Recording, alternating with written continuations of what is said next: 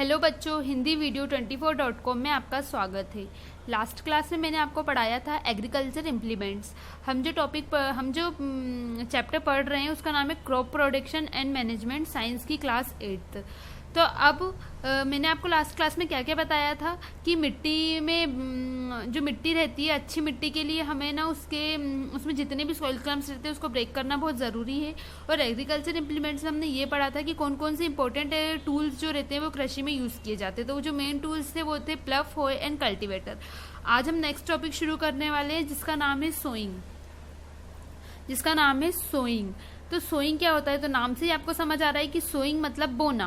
तो सीड्स जो बीज रहते हैं उनको बोना, मतलब अगर हमें अच्छी फसल चाहिए तो हमें बीज तो बोने पड़ेंगे, बीज बोएंगे उसके बाद ही हमें फसल मिलेगी। तो सोइंग मतलब यही होता है कि बीज बोना। और सोइंग में सबसे मेन पार्ट क्या होता है कि healthy seeds of a good variety, मतलब एक बहुत ही हेल्दी सीड्स, जो बीज है वो बहुत हेल्दी होना चाहिए और उसकी वैरायटी भी बहुत अच्छी होनी चाहिए। अच्छी वैरायटी के जो सीड्स होते हैं वो हमें क्या देते हैं कि जो हमारी फसल होती है वो हमें अच्छी मिलती है। जितनी अच्छी वैरायटी के जो किसान जो लोग होते हैं वो सबसे मेन चीज़ यही देखते हैं कि वो ना, उनका सबसे मेन काम यही रहता है कि वो अच्छी क्वालिटी के जो बीज रहते हैं वो देखते हैं और फिर वो उसे बोते हैं, क्योंकि जितनी ज़्यादा अच्छी क्वालिटी के बीज बोएंगे हमें हमारी फसल उतनी ही अच्छी मिलेगी। अब आप सोच रहे होंगे कि बेकार होगी तो क्या होगा? तो अब खुद ही समझ सकते हैं कि अगर हम बेकार क्वालिटी की अगर वो सीड्स बोएंगे तो उससे क्या होगा? उससे ये होगा कि जब हमारी फसल बड़ी होगी तो उसमें हमें खराब फसल ज़्यादा मिलेगी और जो अच्छी रहेगी उसकी क्वांटिटी बहुत ज़्यादा कम मिलेगी। तो इसलिए हमें जो अच्छी क्वांटिटी रहती है उसकी सीड्स बोना बहुत ज़रूरी है। तो ये सोइंग का सबसे इम्पोर्टेंट पार्ट है कि healthy seeds of a good variety.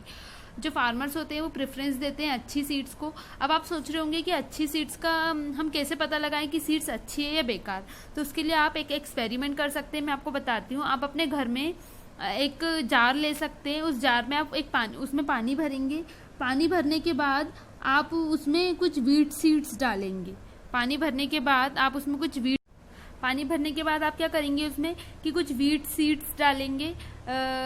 जो गेहूं की जो रहते हैं उसकी कुछ बीज आप उसमें डालेंगे। तो आप उसमें थोड़ी देर बाद देखेंगे कि कुछ जो बीज रहेंगे वो ऊपर फ्लो होने लगेंगे, ऊपर की तरफ फ्लो होने लगेंगे और कुछ बीज नीचे रह जाएंगे। तो वो जो ऊपर की तरफ जो फ्लो करेंगे, आप उन बीज को अगर देखेंगे तो वो आपको बहुत ज़्यादा लाइटर लगेंगे, मतलब उनमें वजन बहुत ज़्यादा कम लगेगा एज कम्पेयर टू जो बीज नीचे की ओर है।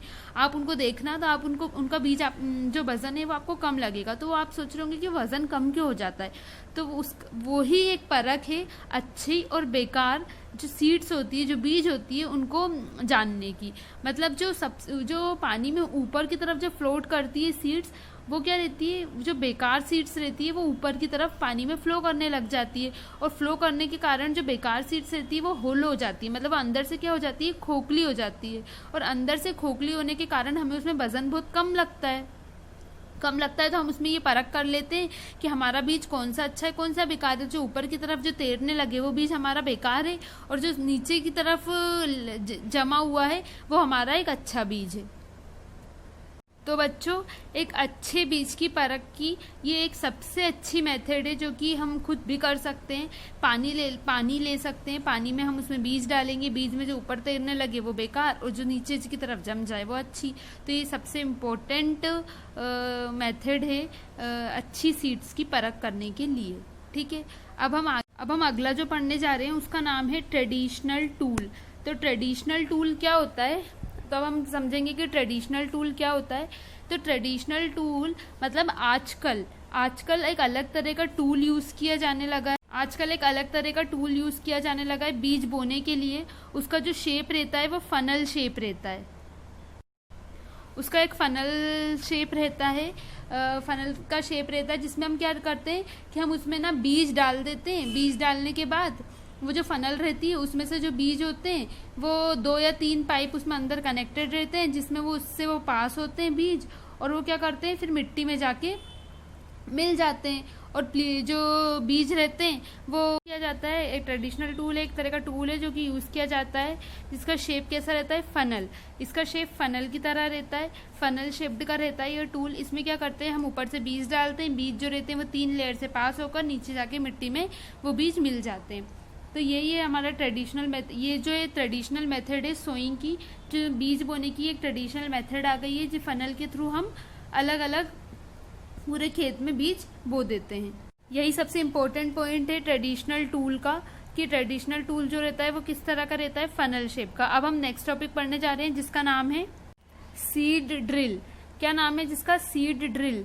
सीड ड्रिल नाम से समझ आ रहा है मिट्टी, सीड ड्रिल नाम से समझ आ रहा है कि जो बीज रहते हैं उसको बोने के लिए एक ड्रिल टाइप की एक मशीन होती होगी, मतलब एक टूल ही होता होगा जो सीड ड्रिल के नाम से जाना जाता है। तो अब क्या होने लगा है, अभी अभी क्या यूज करने लगे हम, सीड ड्रिल यूज करने लगे हैं ट्रैक्टर की मदद से। आपने देखा होगा कि सीड ड्रिल क्या होती है, ये ट्रैक्टर में नीचे तरफ लगी रहती है, एक नीचे तरफ ड्रिल टाइप बनी हुई होती है, वो नीचे ट्रैक्टर में लगी होती है। उससे हम क्या करते हैं, बीज बोने में ये हमें मदद करती है। इसका मैं आपको एक फोटो दिखा रही हूँ, आप उससे समझ सकते हैं कि ये किस टाइप की होती है। ये है सीड ड्रिल।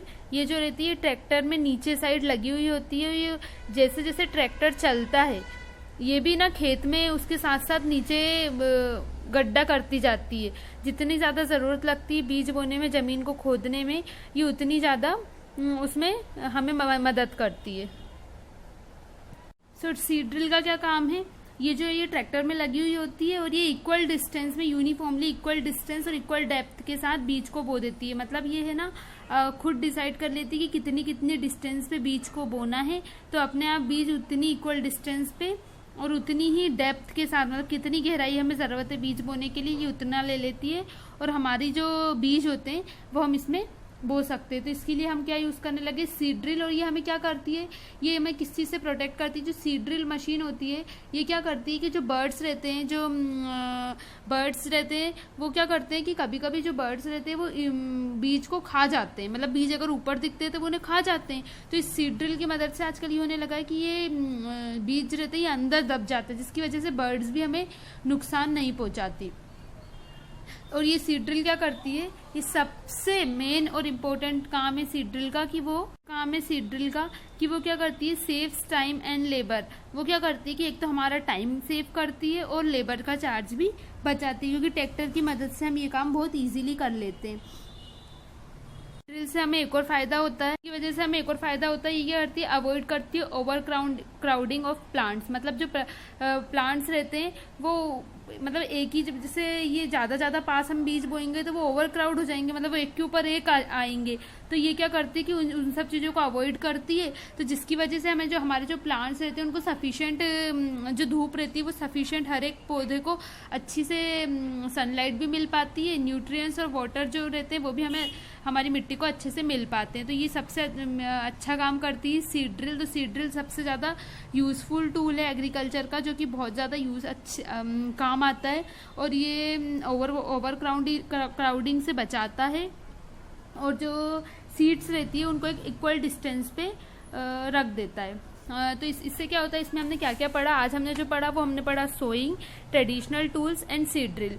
सोइंग में हमने क्या पढ़ा कि सोइंग में हमें एक अच्छी क्वालिटी के बीज लेना बहुत ज़्यादा ज़रूरी है। जितनी अच्छी क्वालिटी के बीज होंगे हमारी फसल उतनी अच्छी मिलेगी। हम हमारे घर में भी एक एक्सपेरिमेंट कर सकते हैं, एक पानी के ग्लास में कुछ वीट सीड्स डालकर, अगर जो सीड्स है वो ऊपर की तरफ तैरने लगी तो वो मतलब खराब सीड्स है और जो अंदर जम गई वो अच्छी सीड्स है।